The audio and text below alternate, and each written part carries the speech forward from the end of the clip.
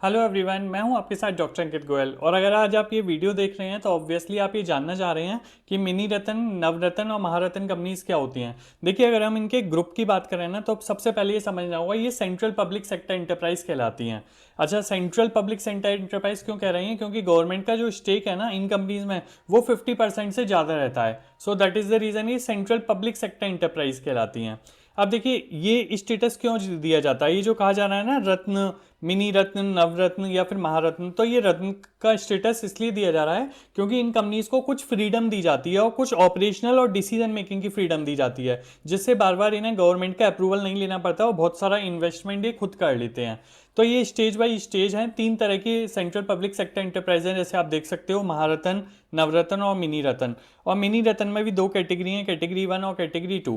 तो देखिए, ये जो कंपनीज होती है ना, ये किसी एक सेक्टर की नहीं होती हैं, सारे सेक्टर में काम करती हैं। टेलीकम्युनिकेशन में भी देखोगे, रेलवे में भी देखोगे। अभी आपने देखा होगा जो IRCTC है या IRFC है, उनको जो स्टेटस था वो मिनी रत्न थी पहले, और मिनी रत्न से नवरत्न कर दिया गया। तो आज के इस वीडियो में जब हम डिफरेंस पता लग जाएगा तो आपको पता लग जाएगा ये कंपनीज किस तरीके से प्रमोट होती हैं। ये सिस्टम देखिए किस तरीके से काम करता है कि पहले आप 10th करेंगे, फिर 12th करेंगे, फिर ग्रेजुएशन करेंगे, फिर पोस्ट ग्रेजुएशन। इसी तरीके से जो तीन कंपनीज हैं, तो पहले कोई कंपनी अच्छा परफॉर्म करेगी तो उसे मिनी रत्न का अवार्ड दिया जाता है। जब वो मिनी रत्न हो जाती है और प्रमोट होती है और अच्छा काम करती है और प्रॉफिट भरता है, ग्लोबली जाती है, इंटरनेशनली काम करती है, तो उसको नवरत्न बोलते हैं। और ज़्यादा प्रमोट होती है और ज़्यादा प्रॉफिट होता है तो फिर उसे महारत्न कंपनी बोलते हैं। तो सबसे पहले तो ये जानना होगा कि मिनी रत्न कंपनी किसको बोलते हैं। तो देखिए, इनका कुछ एलिजिबिलिटी क्राइटेरिया है। पहला, कोई भी जो कंपनी है उसे मिनी रत्न का अवार्ड तब दिया जाएगा, मिनी रत्न तब कहलाएगी जब वो प्रॉफिट मेकिंग कंपनी होगी और कंटिन्यूस 3 साल प्रॉफिट करना उसका बहुत ज़रूरी है। ऐसा नहीं है कि 1 साल प्रॉफिट किया दूसरे साल लॉस कर दिया, लाइक सो। कंटिन्यूस 3 साल का प्रॉफिट होना चाहिए, उसकी जो नेट वर्थ है वो पॉजिटिव होनी चाहिए। और मिनी रत्न में भी दो कैटेगरी हैं, कैटेगरी 1 और कैटेगरी 2। अगर आपको कैटेगरी 1 में आना है तो जो 3 साल प्रॉफिट हुआ है ना, उसमें कम से कम 1 साल 30 करोड़ का प्रॉफिट होना ही चाहिए। अगर प्रॉफिट हो रहा है 3 साल पर 30 करोड़ से कम का प्रॉफिट है तो वो कैटेगरी 2 में आ जाएगी। और अगर 30 करोड़ का प्रॉफिट अचीव कर लिया तो वो कैटेगरी 1 में आ जाएगी।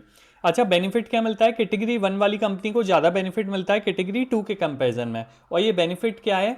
जैसा कि हमने ऊपर देखा था, इसमें बेनिफिट ये होता है कि आपको एक इन्वेस्टमेंट डिसीजन करने को बोल देते हैं, गवर्नमेंट का अप्रूवल नहीं लेना पड़ता।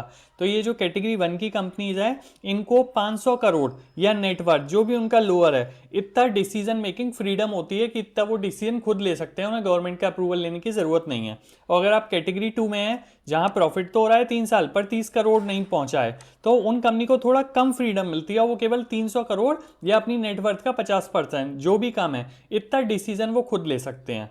तो इंडिया में बहुत सारी मिनी रत्न कंपनीज हैं, अभी 73-74 कंपनीज हैं लगभग। और इसमें दो एग्जाम्पल हैं आपका, जो एयरपोर्ट अथॉरिटी ऑफ इंडिया है और BEML है।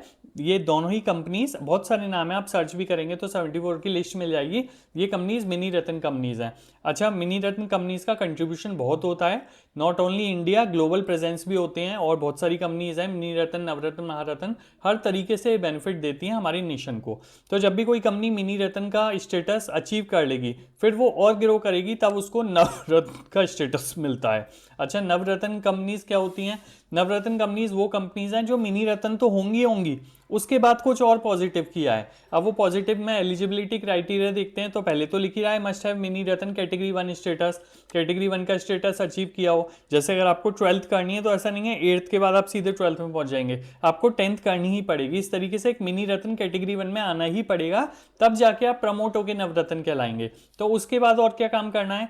100 पॉइंट्स होते हैं, उसमें से कम 60 का स्कोर आना चाहिए। अभी 60 का स्कोर जो आना चाहिए, वो पैरामीटर्स क्या होते हैं? तो 6 पैरामीटर्स हैं, आप देख सकते हैं। अर्निंग पर शेयर अच्छा होना चाहिए, ठीक है, इंटरसेक्टोरल परफॉर्मेंस अच्छी होनी चाहिए, नेट प्रॉफिट टू नेटवर्थ अच्छा होना चाहिए, PBIT अच्छा होना चाहिए। तो इन सबके पॉइंट्स दिए गए हैं। तो इसके बेसिस पे क्या होता है, इनका इंस्पेक्शन होता है और पॉइंट्स अलॉट किए जाते हैं। अगर आप कम से कम 60 पॉइंट्स अचीव कर लेंगे और मिनी रत्न कैटेगरी 1 में रह चुके हैं, ठीक है, और साथ ही साथ आपका ग्लोबल प्रेजेंस भी है, इंटरनेशनल ऑपरेशन भी करते हैं, अगर ये 3 क्राइटेरिया आप फिक्स कर लेते हैं तो आपको नवरत्न का स्टेटस मिलता है। अच्छा, मिनी रत्न में क्या था कि आपको 500 करोड़ तक का इन्वेस्टमेंट कर सकते थे, बट क्योंकि अब आप प्रमोट हो गए, आपका बिजनेस बढ़ रहा है, आप ग्लोबल प्रेजेंस में है, आपका प्रॉफिट बढ़ रहा है, आपकी सारी चीज़ें अच्छी हैं, तो यहाँ फ्रीडम और दी जा रही है। और यहाँ कितनी फ्रीडम दी जा रही है?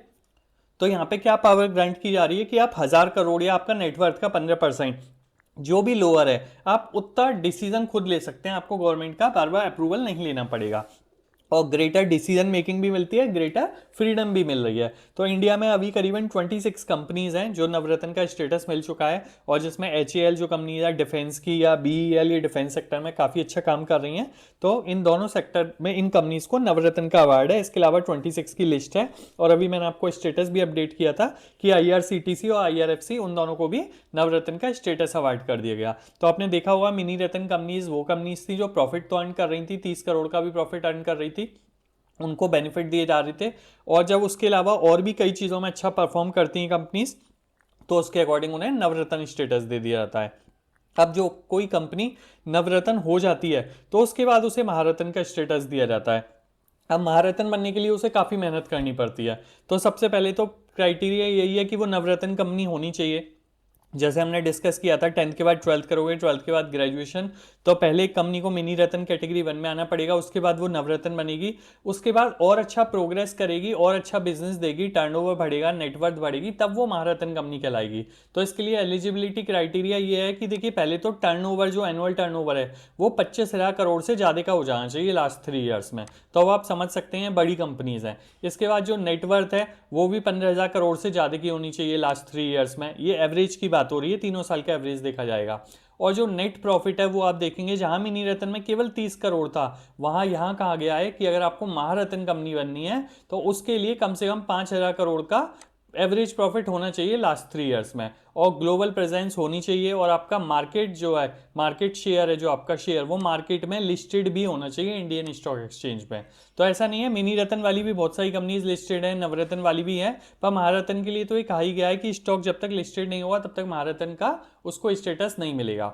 अच्छा, जहां मिनी रत्न में केवल आपको 500 करोड़ तक का अप्रूवल मिल रहा था, और नवरत्न में 1,000 करोड़ तक का, महारत्न में आपको 5,000 करोड़ या 15% ऑफ नेटवर्थ, ठीक है, इसके लिए गवर्नमेंट की अप्रूवल नहीं लेनी पड़ेगी, इतना आप स्टेटस खुद अपना फ्रीडम है आपके पास कि आप डिसीजन ले सकते हैं इतने इन्वेस्टमेंट की, और complete financial and operational autonomy रहती है इन कंपनीज के पास। तो करीबन 14 कंपनीज हैं ऐसी जो अभी महारत्न का स्टेटस है जिनके पास।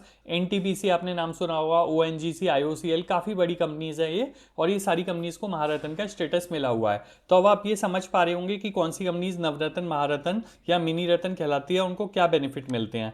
अगर आप शॉर्ट में एनालाइज करना चाहें, कंपेयर करना चाहें, तो आप देख सकते हैं एलिजिबिलिटी में लिखा हुआ है मिनी रत्न में 30 करोड़ का प्रॉफिट होना चाहिए था कम से कम, वहीं नवरत्न बनने के लिए उसे 60 का स्कोर भी चाहिए, जो हमने 5-6 पैरामीटर्स की बात की थी। और अगर महारत्न की बात कर रहे हैं तो प्रॉफिट भी 5,000 करोड़ से ज़्यादा का होना चाहिए, टर्नओवर भी 25,000 करोड़ से ज़्यादा का होना चाहिए, नेटवर्थ भी 15,000 करोड़ से ज़्यादा होनी चाहिए, ये सारा बेनिफिट।